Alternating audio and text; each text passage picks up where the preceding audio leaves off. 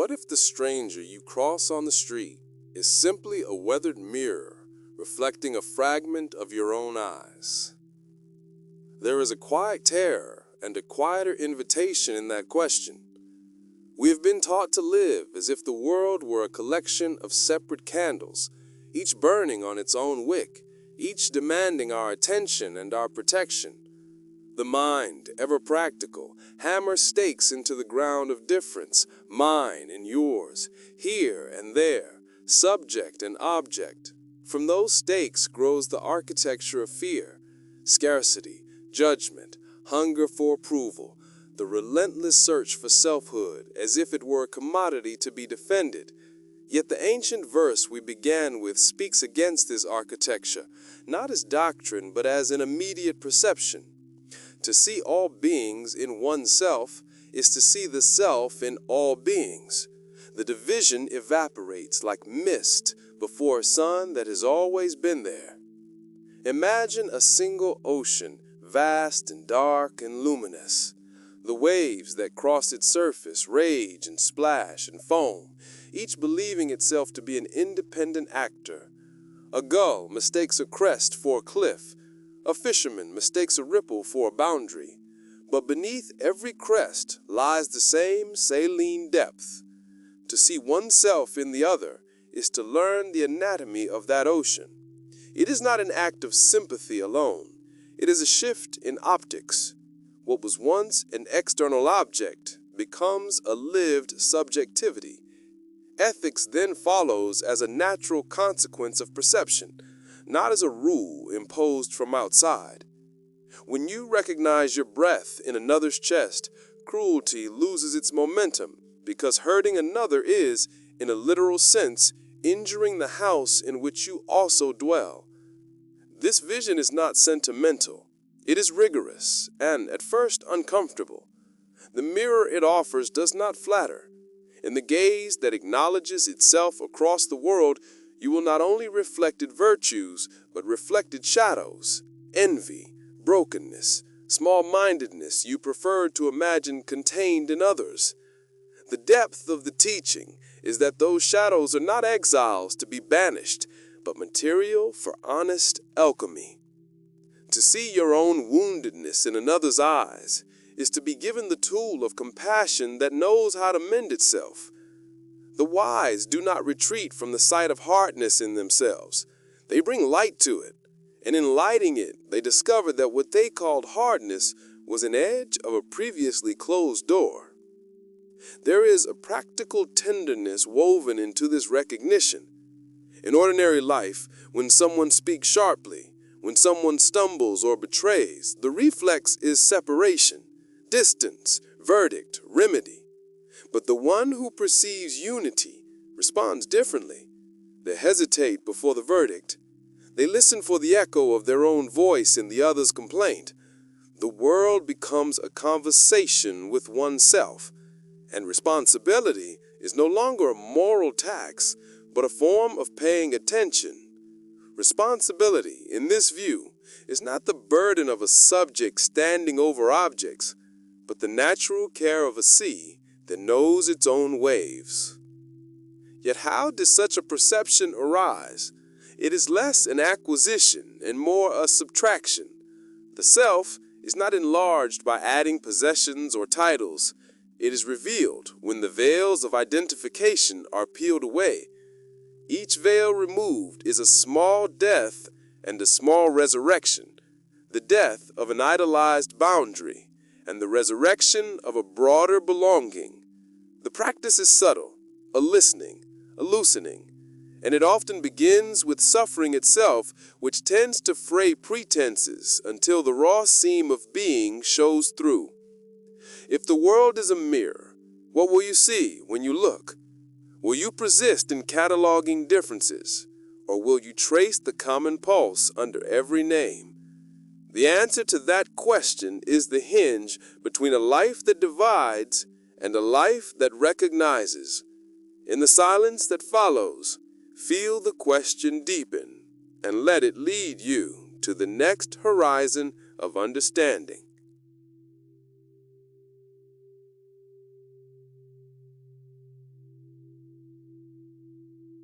question that lingered like a small bell at the edge of silence now unfolds into a deeper landscape. What will you see when you look? Let that bell toll once more, not as a summons to action, but as an invitation to a new kind of attention.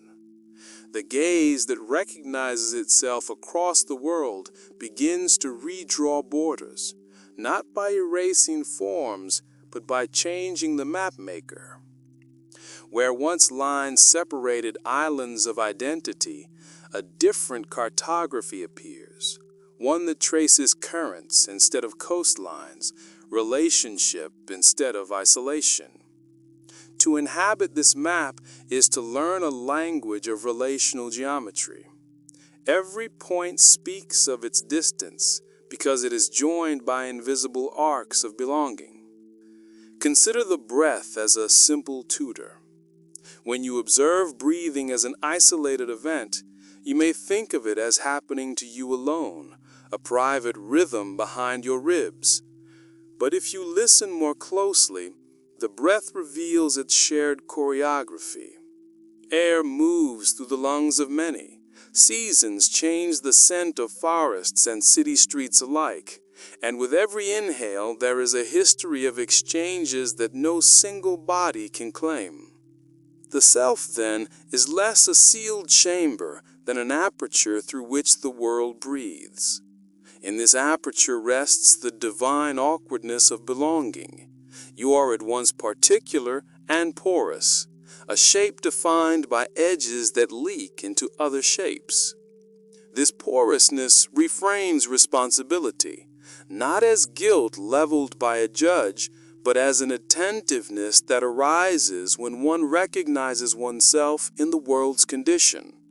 If suffering is taken as evidence of separation, then alleviation begins with a perception shift rather than a tactic.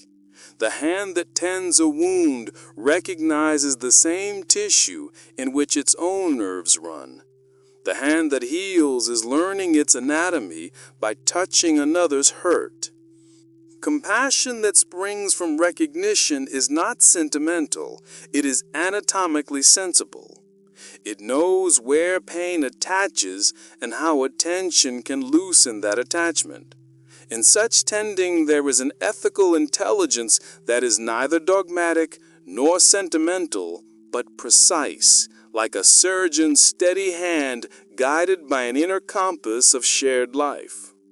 The play of identificatory shadows continues to be subtle.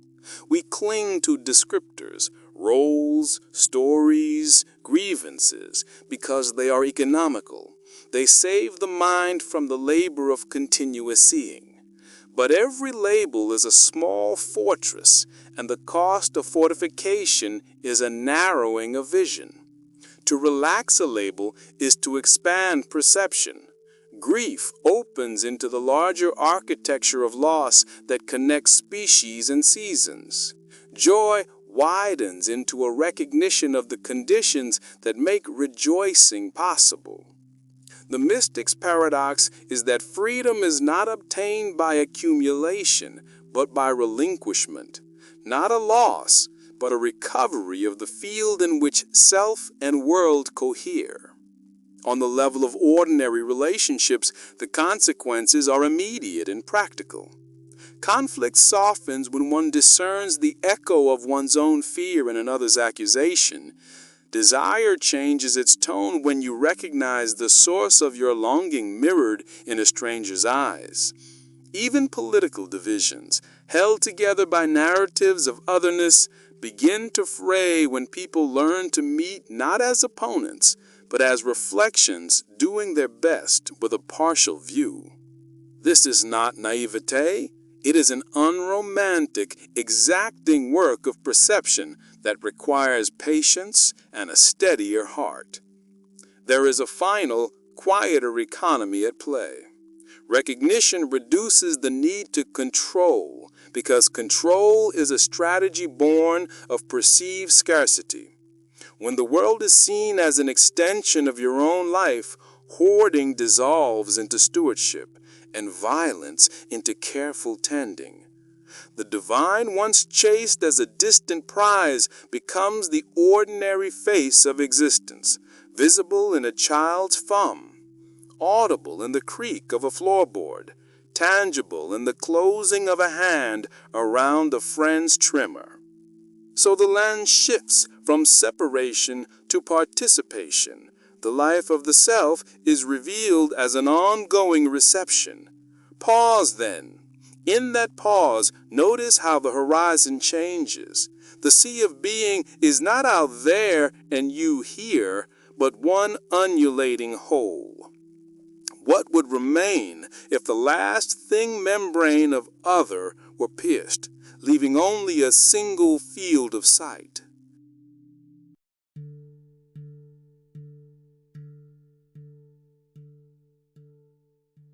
What would remain if the last thin membrane of other were pierced, leaving only a single field of sight?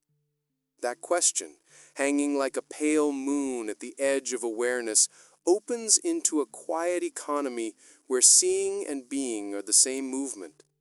The membrane is subtle, woven from habit, language, fear, and the comforts of a self that insists upon its boundaries.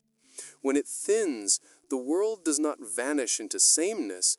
Rather, each form becomes a window through which the one life shows itself in an infinite variety of faces. The pierce is not violent, but clarifying, like glass growing clear with breath taken away.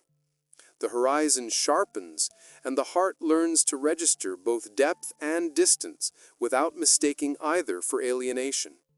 In that clarity, the self is no longer a fortress, but a lens whose purpose is not to defend, but to reveal. The lens has cracks, fingerprints, dust, stories that refract light in particular ways, and yet its role is simple: to allow the world to be seen from within itself. To know oneself in another is to become an aperture of recognition, where the boundary between observer and observed softens into participation. This participation is not a merging that erases difference. It is a recognition that difference is the music of the one song, each instrument distinct yet necessary to the harmony. The true alchemy here is that recognition transmutes solitude into kinship without collapsing complexity. Consider how grief behaves when held by such recognition. It does not demand isolation as proof of authenticity. It becomes a channel through which communal care flows. Grief, felt as if only one is grieving, amplifies separation. Grief, realized as shared, shows the stitchwork between lives, a memory reverberating across bodies, a tear reflected in a stranger's face, an old wound answering to a new one. The sharedness of sorrow is not a dilution of feeling, but its widening into the communal. Likewise, joy, when seen as a light that touches many pains, loses none of its value.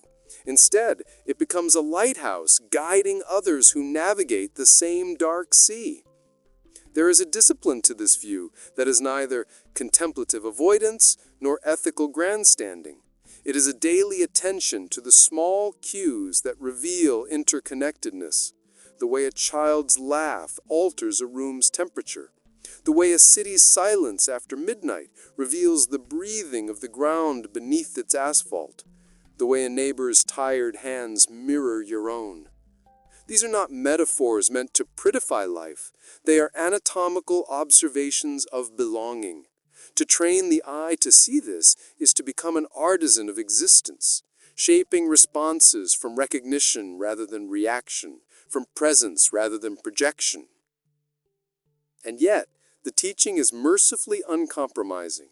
Recognition does not promise a life without pain. The ocean of consciousness still holds storms, and the waves still crash. What it changes is the locus of suffering. When separation fuels pain, the mind frays into complaint and blame. When recognition frames pain, it can be held as part of a shared body that knows how to care. Suffering then becomes a language that invites translation rather than a verdict that demands retribution.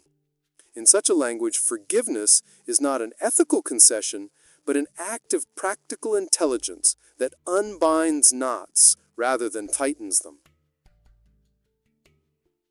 At the deepest level, this is an ontological claim. Existence is not a cluster of discrete occupants, but a single presence expressing itself as many. The divine, once sought as some distant star, becomes the intelligible pattern in the web. An intelligibility disclosed not by contest, but by tenderness of vision. To see the self in all beings is to awaken to the fact that the gaze returns to itself through the world, recognizing what it has always been. The world, in turn, is transformed from a theater of objects into a house of mirrors, where every face is revelation. Let the final image settle like dusk. A field of standing water under a slow rain, each drop making its own small ripple, yet all ripples joining into a widening calm. In that stillness, the answer is not announced. It is seen in the way the surface remembers its depth. The veil is gone, and what remains is the simple, luminous fact of belonging.